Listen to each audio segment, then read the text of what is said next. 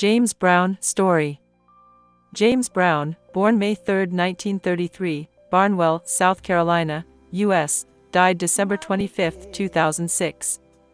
Atlanta, Georgia, American singer, songwriter, arranger, and dancer, who was one of the most important and influential entertainers in 20th century popular music and whose remarkable achievements earned him the sobriquet, the hardest working man in show business. Brown was raised mainly in Augusta, Georgia, by his great-aunt, who took him in at about the age of 5 when his parents divorced. Growing up in the segregated South during the Great Depression of the 1930s, Brown was so impoverished that he was sent home from grade school for insufficient clothes, an experience that he never forgot and that perhaps explains his penchant as an adult for wearing ermine coats, velour jumpsuits, elaborate capes, and conspicuous gold jewelry. Neighbours taught him how to play drums, piano, and guitar. And he learned about gospel music in churches and at tent revivals, where preachers would scream, yell, stomp their feet, and fall to their knees during sermons to provoke responses from the congregation. Brown sang for his classmates and competed in local talent shows, but initially thought more about a career in baseball or boxing than in music. Sponsored by LinkedIn. At age 15, Brown and some companions were arrested while breaking into cars. He was sentenced to 8 to 16 years of incarceration and was released after 3 years for good behavior. While at the Alto Reform School, he formed a gospel group. Subsequently secularized and renamed the Flames, later the famous Flames, it soon attracted the attention of rhythm and blues and rock and roll shouter Little Richard, whose manager helped promote the group. Intrigued by their demo record, Ralph Bass, the artist's and repertoire man for the King label, brought the group to Cincinnati, Ohio, to record for King Records subsidiary Federal. The label's owner, Sid Nathan, hated Brown's first recording, Please, Please, Please, 1956, but the record eventually sold 3 million copies and launched Brown's extraordinary career.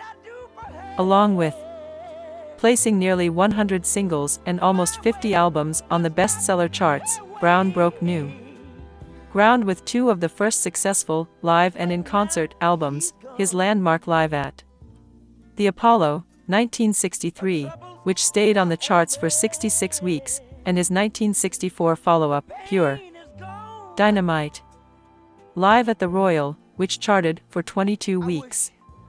During the 1960s, Brown was known as Soul Brother No. 1.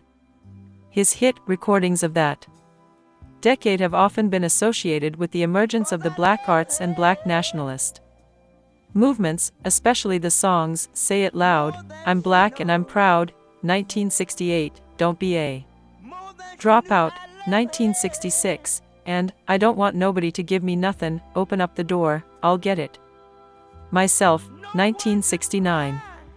Politicians recruited him to help calm cities struck by civil insurrection, and avidly courted his endorsement. In the 1970s, Brown became the godfather of soul, and his hit songs stimulated several dance crazes and were featured on the soundtracks of a number of blaxploitation films, sensational, low-budget, action-oriented motion pictures with African American protagonists. When hip-hop emerged as a viable commercial music in the 1980s, Brown's songs again assumed center stage as hip-hop disc jockeys frequently incorporated samples, audio snippets, from his records. He also appeared in several motion pictures, including The Blues Brothers, 1980, and Rocky IV, 1985, and attained global status as a celebrity, especially in Africa, where his tours attracted enormous crowds and generated a broad range of new musical fusions. Yet Brown's life continued to be marked by difficulties, including the tragic death of his third wife, charges of drug use, and a period of imprisonment for a 1988 high-speed highway chase in which he tried to escape pursuing police officers. Brown's uncanny ability to scream on key, to sing soulful slow ballads as well as electrifying up-tempo tunes, to plumb the rhythmic possibilities of the human voice and instrumental accompaniment, and to blend blues, gospel, jazz, and country vocal styles together made him one of the most influential vocalists of the 20th century.